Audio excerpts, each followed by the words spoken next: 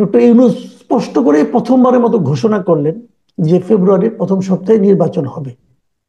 এরপরেও আমি যত জায়গায় গিয়েছি, বিভিন্ন লোকের সঙ্গে আলাপ হয়েছে।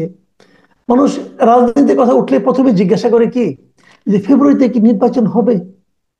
এখন সরকারের সর্বোচ্চ ব্যক্তি বলছে নির্বাচনের কথা। সেনাপ্রধান জেনারেল ওয়াকারুজ্জামান 19 আগস্ট সকাল 10টায় সেনা দরবার আহ্বান করেছেন। এই খবরে চারিদিকে অনেকেই টেনশন করছেন। সবার মনে প্রশ্ন, এটা কি রুটিন দরবার নাকি বিশেষ কোনো বার্তা দিতে সেনাপ্রধান দরবার ডেকেছেন?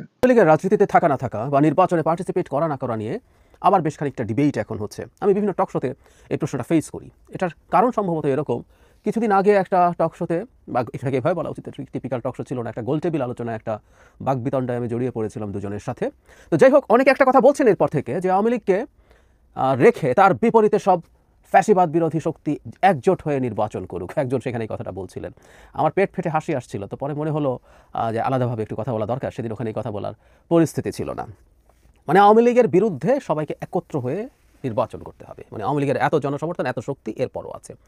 আমরা আসলে কত জনসমর্থন আছে এটা নিয়ে আলাপ করি নাই। সুপ্রিয় দর্শক, আপনারা ভিডিওর অংশ বিশেষ দেখে বুঝতে পারছেন আজকে ভিডিওটা কোন বিষয়ে ইঙ্গিত করতে চলেছে। অংশ বিশেষ দেখে আপনারা অবশ্যই বুঝতে পারছেন খুব তাড়াতাড়ি আওয়ামী লীগ সরকার বাংলাদেশে ফিরতে চলেছেন, এবং আওয়ামী লীগ সরকার যদি বাংলাদেশে আসতে পারে তাহলে দেশের অবস্থা কেমন পর্যায়ে যাবে অবশ্যই আপনারা বুঝতে পারছেন। ভারতের একটি গণমাধ্যম থেকে জানতে পারছি আওয়ামী লীগ সরকার বাংলাদেশের সাবেক প্রধানমন্ত্রী শেখ হাসিনা খুব দ্রুতই বাংলাদেশে আসতে চলেছেন, এবং বাংলাদেশে এসে ডক্টর মোহাম্মদ ইউনূসকে সরিয়ে তিনি ক্ষমতায় বসবে। দর্শক, তাহলে চলুন এক এক করে ধারাবাহিকভাবে সম্পূর্ণ ভিডিওগুলো দেখে আসা যাক। আর অবশ্যই আপনি যদি আমাদের চ্যানেলে নতুন হয়ে থাকেন তাহলে অবশ্যই চ্যানেলটি সাবস্ক্রাইব করে পাশে থাকবেন। তাহলে চলুন আর কথা না বাড়িয়ে সম্পূর্ণ ভিডিওটি দেখে আসা যাক। এখনকার যে বিষয়টি নিয়ে এখন আলোচনা করব সেটা হলো শেখ হাসিনার পতন চেয়েছিল ভারত, হঠাৎ এই রটনা কেন? এই বিষয়টি নিয়ে বাংলাদেশের একটি ইউটিউব চ্যানেলে ব্লিটস ম্যাগাজিনের সম্পাদক সালাউদ্দিন শোয়েব চৌধুরীর একটি মন্তব্য শুনলাম। তিনি বললেন ভারত সরকারও শেখ হাসিনার সরকারের পতন চাইছিল। তিনি আরো বলেন যে এই ব্যাপারে আমেরিকা ও ডিপ স্টেটের সঙ্গে ভারতও নাকি একই বন্ধনীতে ছিল। শুধু সালাউদ্দিন শোয়েব চৌধুরী নন, বাংলাদেশের একাধিক সূত্র থেকে ইদানিং জানতে পারছি এই কথাটি। এমনকি একাধিক আওয়ামী লীগ নেতাও আমার কাছে ব্যক্তিগতভাবে সংগোপনে এই সন্দেহ প্রকাশ করেছেন যে নানান কারণে শেখ হাসিনার উপর ভারত নাকি খুশি ছিল না। কারণ সেনাপ্রধান দরবার ডাকায় সবার মনেই নানান প্রশ্ন উঠছে। এদিকে আগামী 22 আগস্ট সেনাপ্রধানের চীন সফরে যাবার কথা। যাবার আগে এই অনুপস্থিতিকালীন সময়ের জন্য কোনো বিশেষ দিক নির্দেশনা তিনি দিয়ে যেতে চান কিনা এটিও কিন্তু অনেকে আলোচনা করছেন। ইতিপূর্বে আমরা জেনেছি সেনাপ্রধানকে নিয়ে সরকারের শীর্ষ পর্যায় থেকে অনেক রকমের পদক্ষেপের কথা শোনা গিয়েছিল, যেটি অত্যন্ত নৈরাশ্যজনক। যদিও শেষ পর্যন্ত তেমন কিছু ঘটেনি। এবারের সিচুয়েশন কি তা এখনই হলফ করে বলা যাচ্ছে না। দেশের আইন শৃঙ্খলা পরিস্থিতি ভালো যাচ্ছে না, এটি তো আমরা সবাই জানি। ম্যাজিস্ট্রেসি পাওয়ার নিয়ে সেনার সদস্যরা মাঠে থাকলেও এর সুফল কিন্তু জনগণ পাচ্ছে না। দেশের উত্তরাঞ্চলের সাম্প্রতিক কিছু ঘটনা সহ বিভিন্ন ঘটনা সরকারকে যেমন বিব্রত করছে, সেনাপ্রধানকেও বিব্রত করছে। কিন্তু সত্যিকার অর্থে জনগণ পুরোপুরি হতাশ। সেনাবাহিনী সম্পর্কেও জনমনে আগের সেই আস্থাটা নেই বলে অনেকে মনে করেন। মাত্র কয়েক মাস আগেই দেশ জুড়ে একটা রব উঠেছিল, আপনাদের সবার মনে আছে, সেনাবাহিনী কেন রাষ্ট্র ক্ষমতা দখল করছে না।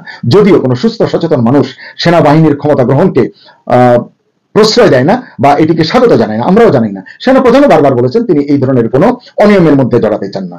তিনি সরকারকে সরকারের কাজ করতে দিতে চান, সরকারকে তিনি সহায়তা করতে চান। যাই হোক, ধর্মীয় সংখ্যালঘুদের নিপীড়নের কারণে মানুষ কিন্তু এখন সেনাবাহিনীর উপরে বেশ হতাশ। বিশেষ করে গোপালগঞ্জের ঘটনার পর জনগণ সেনাবাহিনীর কাছ থেকে আর আসলে কিছুই প্রত্যাশা করে না। যদিও এই সেদিন সেনাপ্রধান জন্মাষ্টমীর অনুষ্ঠানে ধর্ম বর্ণ নির্বিশেষে সকলকে ভালো থাকার সমর্থন আছে এটা নিয়ে আলাপ করি নাই। আমার আলাপ ভিন্ন ছিল। যারা বেসিক গণতন্ত্র বোঝেন, মানে একটু পড়াশোনা যাদের আছে আর কি, অ্যাটলিস্ট যারা শুধু যুক্তি দিয়ে বা মাথায় একটু বুদ্ধি আছে সেটুকু দিয়ে কথা না বলে যারা একটু পড়াশোনা করেন তারা বুঝতেন ওই আর্গুমেন্টের জায়গাটা কোনটা। আওয়ামী লীগ সেটাই ফিট ইন করে কিনা, আওয়ামী লীগ সেটা ফিট ইন করে নিষিদ্ধ হওয়া উচিত কিনা ইজ এ ডিফারেন্ট ডিবেট। কিন্তু গণতন্ত্র মানেই শুধু জনসমর্থন আছে বলে কেউ গণতান্ত্রিক সিস্টেমে অপারেট করতে পারে, এটা ঠিক না। গণতন্ত্র খুবই বেসিক, যিনি জানেন তার এইটুকু জানার দরকার ছিল। সুতরাং জনসমর্থনকে দেখিয়ে কোনো দল থাকবে কি থাকবে না কোনো আর্গুমেন্টই হয় না। আবারও বলছি, ন্যূনতম পড়াশোনা থাকলে এরকম আর্গুমেন্ট কেউ দিতে আসতেন না। যাই হোক, এখন আওয়ামী লীগের সমর্থন কি অনেক আছে, এটাও এখন আরেক প্রশ্ন।